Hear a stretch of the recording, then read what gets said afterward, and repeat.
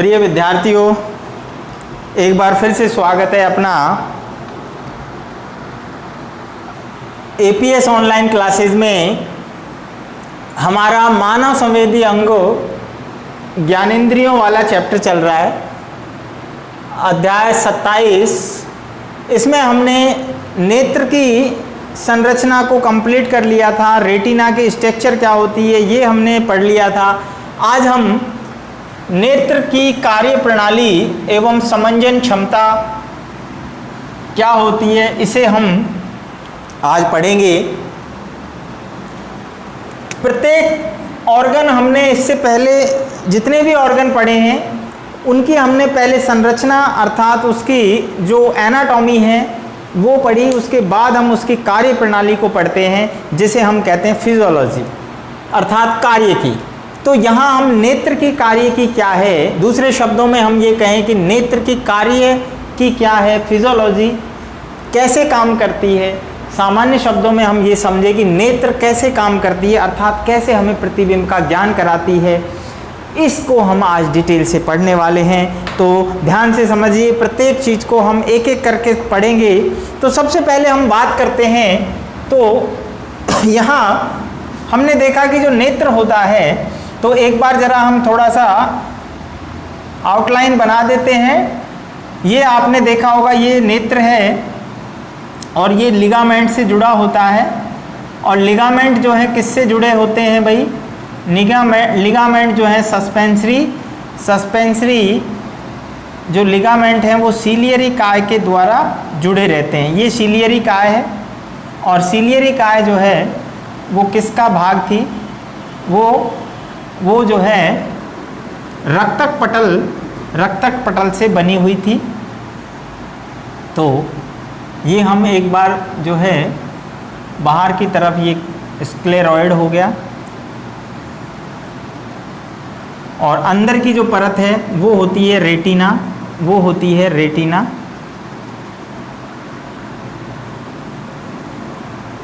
ये retina, right. और यहाँ आप देख रहे हैं ये सीलियरी काय है, ये सीलियरी काय, और ये कॉर्निया,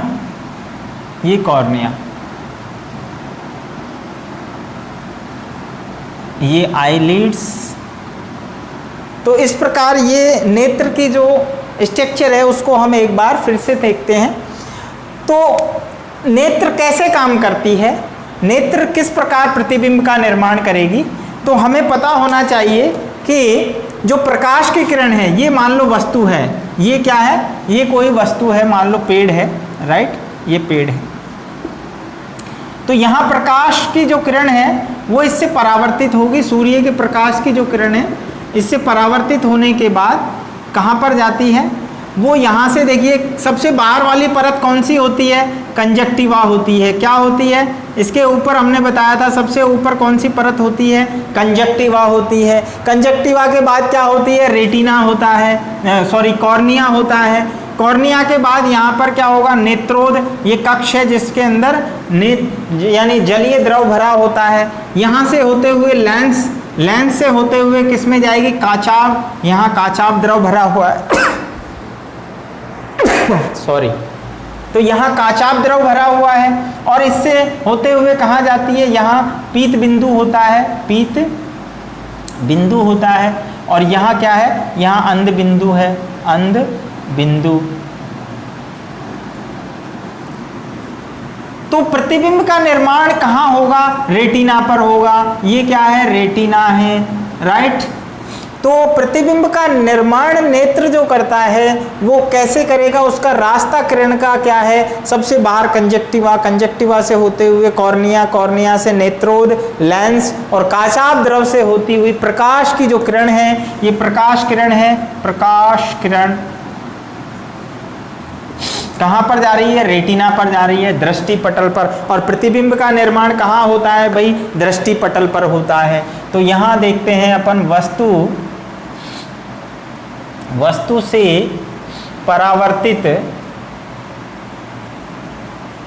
परावर्तित होकर प्रकाश किरण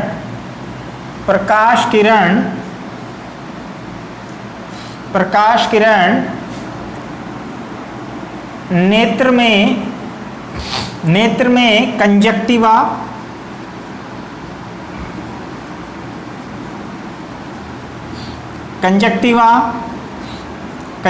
के बाद कहाँ जाएगी?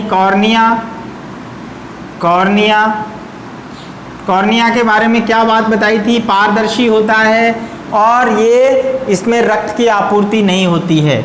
और कंजक्टिवा के बारे में क्या बताया था? ये शरीर की सबसे पतली एपिडर्मिस होती है। एक एक चीज को ध्यान से समझना। नेत्रोद, फिर इसके बाद कहाँ पर गया? नेत्रोद, ये कक्ष कौन सा है? ये नेत्रोद है। तो यहाँ पर गई प्रकाश की किरण। नेत्रोद के बाद कहाँ जाएगी? लेंस में जाएगी, लेंस, और लेंस से होते हुए कहाँ जाएगी? काचाभ द्रव, और काचाभ द्रव से कहाँ जाती है? दृष्टि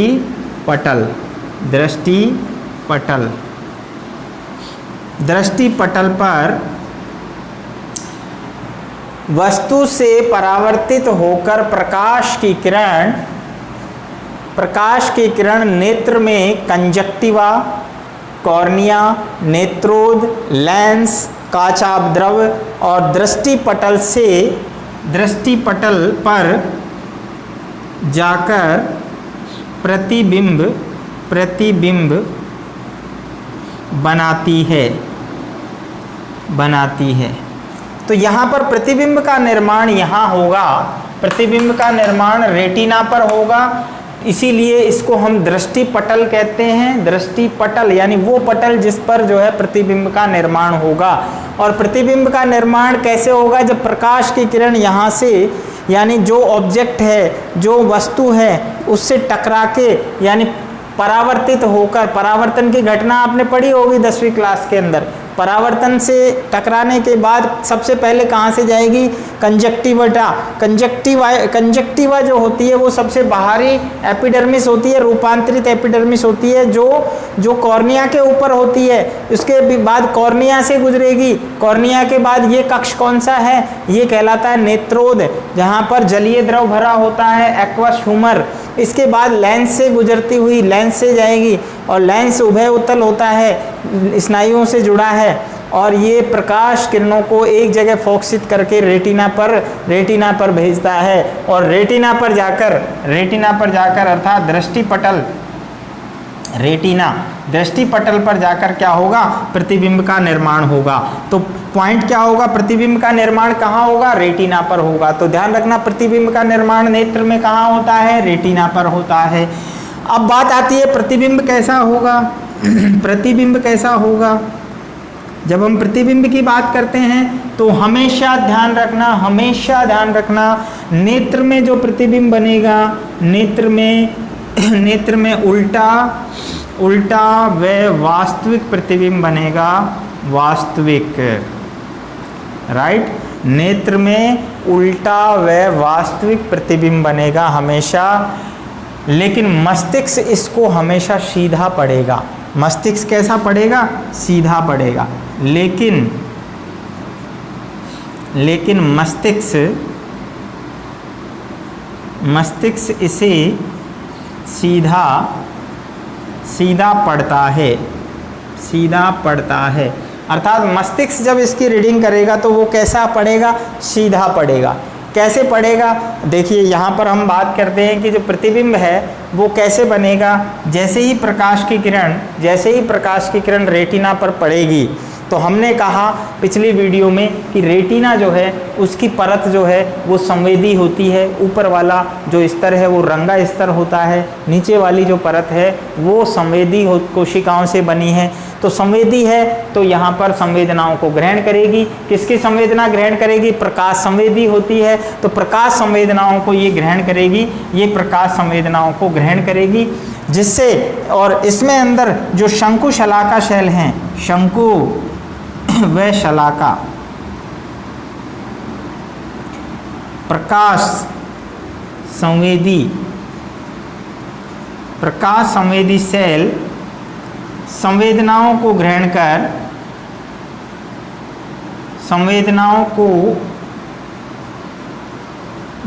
कर रासायनिक परिवर्तन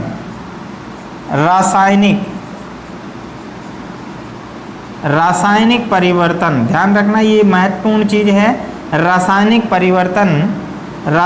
परिवर्तन से तंत्रिका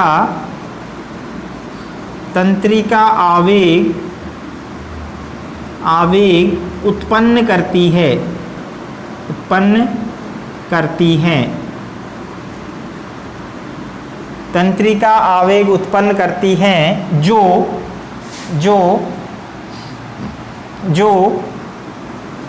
द्रक तंत्रिका के द्वारा, कौन सी तंत्रिका के द्वारा? द्रक तंत्रिका, जिसको ऑप्टिक नर्व कहते हैं, ऑप्टिक नर्व द्वारा कहाँ पे जाएगा भाई बताइए? ऑप्टिक नर्व द्वारा मस्तिष्क में भेजकर प्रतिबिंब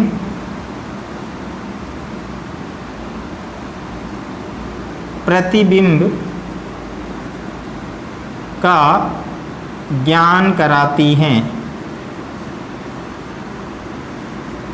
तो यहाँ पर एक बार समझते हैं कि जैसे ही प्रकाश की किरण रेटिना पर जाती है तो प्रतिबिंब कैसा बनेगा? उल्टा बनेगा, वास्तविक बनेगा। पहली बात, क्वेश्चन पूछा गया था पहले कई एग्जामों में कि हमारी नेत्र में कैसा प्रतिबिंब बनता है, तो बच्चों ध्यान रखना उल्टा और वास्तविक प्रतिबिंब बनता है। जो वास्तविक होता है वही उल्टा प्रतिबिंब होता है। लेकिन हमें सीधा क्यों दिखाई देता है? क्योंकि हमारा मस्तिष्क हमेशा इसको सीधा पढ़ता है, हमारा मस्तिष्क इसको सीधा पढ़ता है। अब बात करते हैं हम कि जो रेटिना होती है उसमें शंकु और शलाका सेल प्रकाश संवेदी होती हैं, ये हमने पढ़ा है क्योंकि संवेदी लेयर है।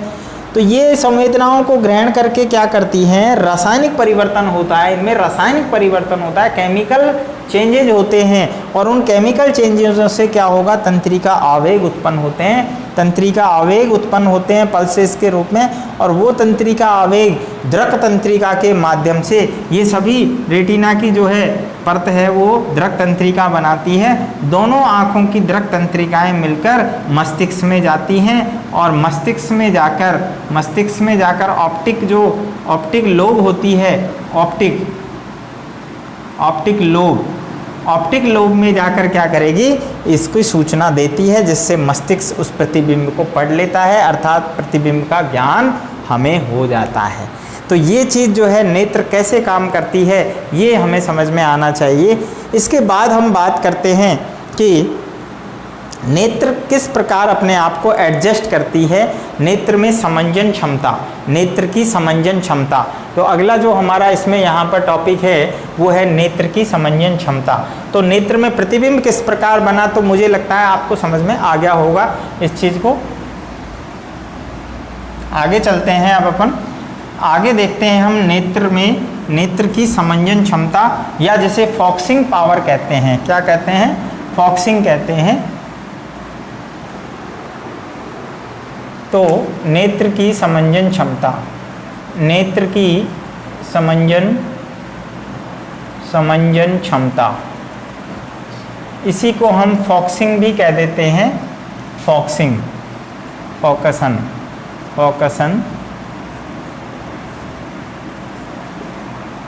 क्या मतलब हुआ भाई? नेत्र की समंजन क्षमता से क्या तात्पर्य है? सबसे पहले हमें परिभाषा आनी चाहिए। तो ध्यान रखना, जो नेत्र है हमारा वो एक कैमरे की तरह काम करता है। जिस प्रकार कैमरा होता है, मोबाइल में कैमरा है बहुत आधुनिक तकनीक का, लेकिन ध्यान रखना बच्चों, हमारी जो आँखें हैं वो दुनिया का सबसे विकसित और जटिल कैमरा है, सबसे विकसित और जटिल कैमरा है।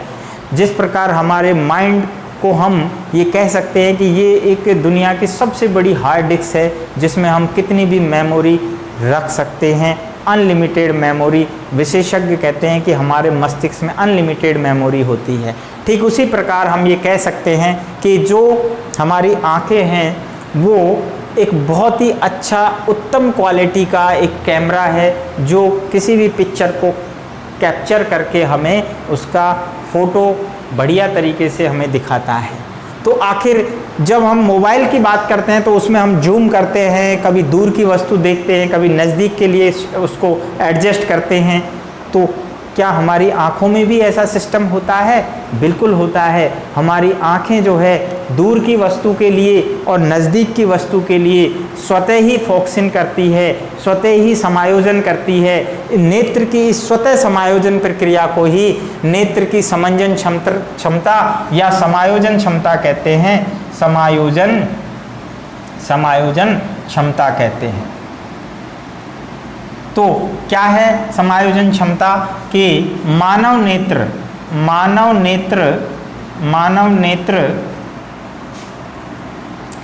कम व अधिक दूरी के लिए स्वतः समायोजन कर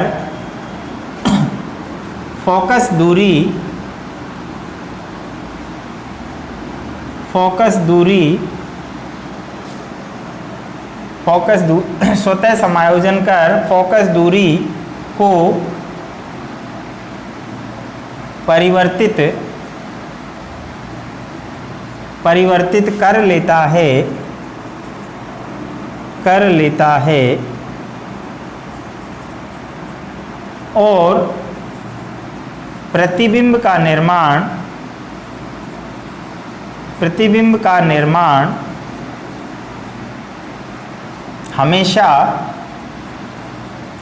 हमेशा रेटिना पर ही फोकसित करता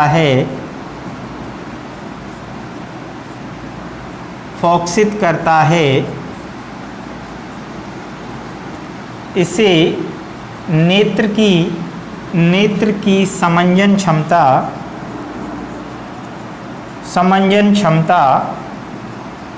या समायोजन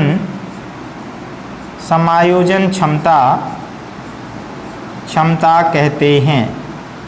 तो यहाँ ये मायने नहीं रखता कि परिभाषा हम एज इट इज ही लिखे, समझने की बात है। समझना कितना है कि नेत्र जो है कम और दूर की फोकस दूरी को स्वतः समायोजित करता है। इस नेत्र की इस क्षमता को, नेत्र की इस कैपेबिलिटी को हम क्या कहते हैं? नेत्र की समायोजन क्षमता अर्थात एडजस्टमेंट। तो यहाँ हमने देखा कि किस प्रकार नेत्र की जो पुतली है वो अंधेरे और उजाले में अपने आप को एडजस्ट करती है। ठीक उसी प्रकार फोकस दूरी को भी ये अपने हिसाब स्वतः समायोजित करती है और नेत्र की स्वतः समायोजन क्षमता को ही हम क्या कहते हैं? नेत्र की समंजन क्षमता कहते हैं। अब बात आती है आखिर किस प्रकार ये समायोजित करती है। तो नेत्र का जो समायोजन है उसको नेत्र जो है अपने लेंस की उत्तलता यानी इसकी जो वक्रता है, यूँ कह लीजिए इसकी जो मोटाई है उसको कम या ज़्यादा करके करता है। और ऐसा ये किसकी मदद से करता है? ये करता है सीलियरी काय और जो स्नायु होते हैं, स्नायु जो लिगामेंट है उनकी मदद से करता है। ये लेंस है और ये क्या थी? सीलियरी काय। और यहाँ पर क्या है? ये जो यहाँ पर जो पेशियाँ लग रही हैं ये वर्तुल पेशियाँ हैं। कौन सी पेशियाँ हैं? वर्तुल पेशी। तो अब आप देखिए, और ये आपको पता है ये क्या है? ये आइरिस है, आइरिस। तो ये चीज़ें हम देख चुके हैं। इसको एडजस्टमेंट के लिए समझाने के लिए हमने फिर से कुछ डायग्राम बना के और नामांकन किए हैं। तो देखिए किस प्रकार हम देखते हैं।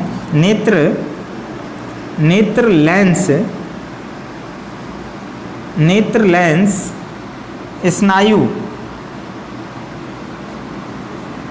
स्नायु की सहायता से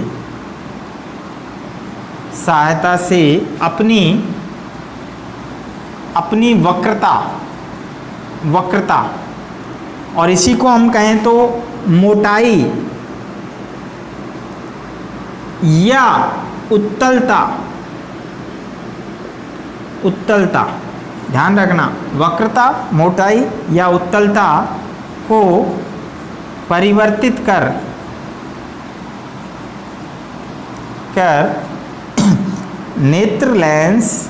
नेत्र का जो लेंस है वो स्नायु की सहायता से, किसकी सहायता से? स्नायु की सहायता से अपनी वक्रता, मोटाई या उत्तलता को परिवर्तित कर फोकस दूरी को समायोजित करने की क्षमता रखता है या समायोजित करता है। तो यहाँ सबसे जो ज़रूरी बात है कि आखिर नेत्र अपने आप को समायोजित कैसे करता है, वो करता है स्नायु की मदद से लेंस की वक्रता और मोटाई को कम या ज़्यादा करके। अब कैसे होगी, दो स्थितियों में हो सकती है। एक हम बात करते हैं निकट दूरी के लिए, निकट दृष्टि के लिए, निकट दृष्टि के लिए, निकट दृष्टि के लिए। तो निकट दृष्टि के लिए क्या होगा भाई, जब हमें पास की वस्तु देखनी है, अब आप देख रहे हैं, मान लो हमें पास की वस्तु देखनी है, तो पास की वस्तु के लिए क्या होता है, हम नज़दीक देखते हैं। तो नज़दीक जब हम देखते हैं तो जो नेत्र का जो लेंस है वो क्या होगा, इसके जो स्नायु हैं वो यहाँ से ये जो सीलियरी काय हैं उनमें संकुचन होगा, और सीलियरी काय जब संकुचित होंगी, जब सीलियरी काय संकुचित होंगी, अब आप देखिए ये सीलियरी काय संकुचित होंगी तो उससे क्या होगा, उससे क्या होगा, ये जो लिगामेंट है उन पर खिंचाव कम होगा, और लिगामेंट पर खिंचाव कम होगा तो ये लेंस मोटा हो जाएगा। दूसरे शब्दों में हम ये कह सकते हैं कि ये लेंस है, ये लेंस है, ठीक है, ये लेंस है। तो यहाँ हम देख रहे हैं कि जो स्नायु हैं उनसे लगा हुआ है। यदि हमें निकट की वस्तु देखनी है तो लेंस कैसा होगा, लेंस कैसा होगा, लेंस इस प्रकार से हो जाएगा, लेंस इस प्रकार से हो जाएगा। जो स्नायु हैं वो क्या होंगे, वो ढीले हो जाएंगे। और जबकि अगर हमें दूर की वस्तु देखनी है तो नेत्र का लेंस है वो क्या होगा, स्नायु खिंच जाएंगे, स्नायु खिंच जाएंगे और लेंस क्या हो जाएगा, पतला हो जाएगा। ये क्या हो गया, पतला हो गया, लेंस क्या हो गया, पतला, और यहाँ क्या होगा, मोटा। यहाँ उत्तलता बढ़ गई, उत्तलता बढ़ती है, यहाँ क्या होगा, उत्तलता घटती है, ठीक है। तो यहाँ ये क्या होगा, ये फोकस दूरी कम, फोकस दूरी कम, तो निकट के लिए हो गया। तो यहाँ हम देख रहे हैं निकट दृष्टि के लिए क्या होगा, निकट दृष्टि के लिए सीलियरी जो काय है, सीलियरी काय की वर्तुल पेशियाँ, वर्तुल पेशी जो सीलियरी काय है, इनकी जो वर्तुल पेशियाँ हैं इनमें क्या होगा, इनमें संकुचन होगा, संकुचन। तो संकुचन से क्या होगा, लिगामेंट जो स्नायु हैं, स्नायु ढीले पड़ जाते हैं, स्नायु क्या होते हैं, ढीले होते हैं, और जो नेत्र लेंस है, लेंस की क्या होगी, उत्तलता बढ़ जाती है, बढ़ती है। और लेंस की जब उत्तलता बढ़ेगी, यहाँ आप देख सकते हैं लेंस की जब उत्तलता बढ़ेगी तो क्या होगा, मोटा हो जाएगा लेंस, और जब मोटा होगा तो नज़दीक फोकसित करेगा, नज़दीक फोकसित करेगा, तो यहाँ पर निकट वस्तु को हम आसानी से देख पाते हैं। यानी जब आप रीडिंग कर रहे हैं तो आपका जो लेंस है वो मोटा हो जाता है। और आपने देखा होगा जिनकी निकट दृष्टि दो, यानी जिनको पास की वस्तु जब दिखाई नहीं देती है तो उनको लिए उत्तल लेंस का चश्मा सजेस्ट किया जाता है। तो ये बात समझ में आ गई होगी। अब हम बात करते हैं दूरदृष्टि के लिए। तो दूरदृष्टि के लिए कैसे समायोजित करेगी हमारी जो नेत्र है दूरदृष्टि के लिए, दूरदृष्टि के लिए। तो इसको भी एक बार समझ लेते हैं दूरदृष्टि के लिए। तो देखिए दूरदृष्टि के लिए क्या होगा, जब हमें दूर मान लीजिए कोई खगोलीय पिंड आकाश में हमें देखना है तो हमारी आँखों क्या होगी, उस पर एक बार जो है खिंचाव आएगा। कैसे आएगा, जैसे ही हम दूर देखने के लिए प्रयास करेंगे तो जो लिगामेंट्स हैं, यानी इसकी ये जो बाहर की परिधि है वो खिंचेगी और उससे क्या होगा, लिगामेंट्स भी खिंचेंगे। तो लिगामेंट्स यानी स्नायु जो हैं, स्नायु तन जाते हैं, स्नायु तन जाते हैं और लेंस की उत्तलता क्या हो जाएगी, लेंस की उत्तलता क्या हो जाएगी, कम हो जाएगी। तो लेंस की उत्तलता, यहाँ आप देख रहे हैं लेंस पतला हो गया, तो पतला होने का मतलब उत्तलता बढ़ गई, ये देखिए खिंच जाएगा, तो ये स्नायु क्या होंगे, खिंच जाएंगे। तनेंगे तो उससे क्या होगा, ये पतला होगा, तो लेंस की जो है मोटाई कम हो रही है, लेंस की वक्रता कम हो रही है। लेंस की वक्रता कम होना, मोटाई कम होना या पतला होना, ये सब क्या कहलाता है, ये सब किसके संकेत आ रहे हैं, ये फोकस दूरी बढ़ाने के संकेत हैं। अर्थात फोकस दूरी बढ़ जाती है तो हम दूर की वस्तु को देख पाते हैं आसानी से। तो इस प्रकार जो नेत्र है हमारा वो एडजस्ट करता है, वो समायोजित करता है, इसे ही नेत्र की समंजन क्षमता कहते हैं। अर्थात फोकस दूरी के अनुसार नेत्र स्वतः समायोजित होता है इन लिगामेंट्स और सिलियरी काय की मदद से। अब बात आती है कि यदि मान लो ये एडजस्टमेंट नहीं हो, यदि ये नॉर्मल तरीके से साधारण आँख में समायोजन होता है, लेकिन यदि आँख में यदि लेंस जो है लचीलापन कम हो जाता है या स्नायु काम नहीं करते हैं तो नेत्र में विकार होता है और तभी जो है हम दृष्टि विकार से ग्रसित होते हैं। तो हमें जो है सजेस्ट किया जाता है कि किस प्रकार का चश्मा आपके नेत्र रोग के अनुसार आपको बनाया यानी लगाया जाएगा, प्रत्यारोपित किया जाएगा। तो इस प्रकार जो है जब हमारा लेंस स्वतः समायोजित कर रहा है तब तो हमें इसकी प्रॉब्लम नहीं आएगी। अब बात करते हैं हमारे जो नेत्र में जो दृष्टि होती है, मानव के नेत्र में जो दृष्टि होती है वो द्विनेत्री दृष्टि होती है। तो यहाँ पर एक छोटा सा पॉइंट और अपन देख लेते हैं, उसके बाद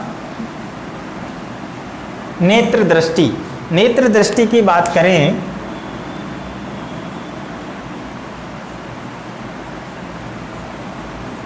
तो द्विनेत्री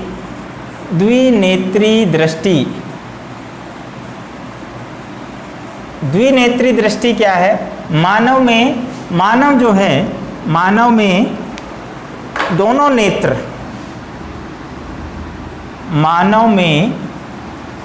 दोनों नेत्र, एक बार में एक ही बिंदु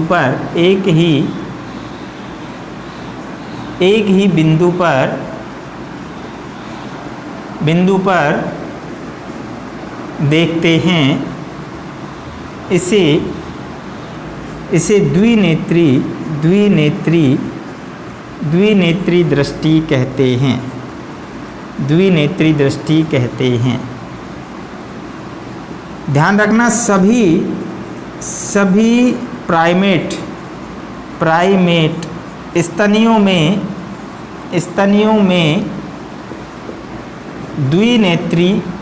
द्विनेत्री दृष्टि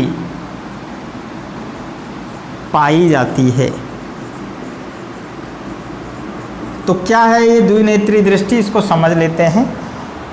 जो प्राइमेट स्तनधारी है, ध्यान रखना प्राइमेट स्तनधारी की बात कर रहे हैं, मानव, बंदर, चिंपैंजी, तो इनमें मुख जो होता है उसके सामने की तरफ होती है दोनों आँखें, और दोनों आँखें जब किसी चीज़ को देखती हैं तो एक साथ देखती हैं एक ही बिंदु पर, तो ओवरलैप होता है, प्रतिबिंब दोनों आँखों से देखा हुआ यानी ओवरलैप होता है, अतिव्यापित होता है। तो यहाँ पर ऐसी जो दृष्टि है उसको हम कहते हैं द्विनेत्री दृष्टि। लेकिन ध्यान रखना जो नॉन प्राइमेट हैं, जैसे मान लो पशु हैं, खरगोश है, तो उनमें साइड में नेत्र पार्श्व में होते हैं, चेहरे पे सामने नहीं होते, पार्श्व में होते हैं। उससे क्या होता है, ये नेत्र अलग प्रतिबिंब ले रहा है स्पष्ट, जबकि दूसरा नेत्र दूसरा प्रतिबिंब अलग स्पष्ट ले रहा है।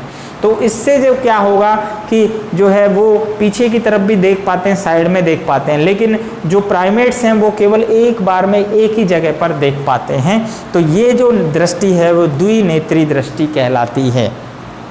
तो इसे हम ध्यान रखेंगे। जबकि खरगोश है, खरा है, तो वो पीछे भी देख सकता है क्योंकि उसमें साइड में जो है नेत्र होते हैं और वो पार्श्व दृष्टि से दोनों तरफ देख सकता है। तो उसमें द्विनेत्री दृष्टि नहीं होती है, केवल प्राइमेट स्तनधारियों में ही द्विनेत्री दृष्टि पाई जाती है। तो यहाँ हम देख सकते हैं कि आज हमने नेत्र की समंजन क्षमता और उसकी कार्य प्रणाली को हमने देखा, किस प्रकार जो है और नेत्र एडजस्टमेंट करता है, किस प्रकार फोकस दूरी कम ज़्यादा होती है और द्विनेत्री दृष्टि क्या होती है। इसके बाद हम नेक्स्ट वीडियो जो लेंगे तो उसमें नेत्र से संबंधित विकार और नेत्र की रासायनिकी क्या होती है, अर्थात दिन के समय और रात के समय किस प्रकार नेत्र में परिवर्तन होता है, जिससे हम रंगों का और अंधकार प्रकाश का ज्ञान कर पाते हैं, जिसे हम नेक्स्ट वीडियो में लेंगे। तो तब तक देखते रहिए APS online classes. Thanks for watching. मिलते हैं नेक्स्ट वीडियो में।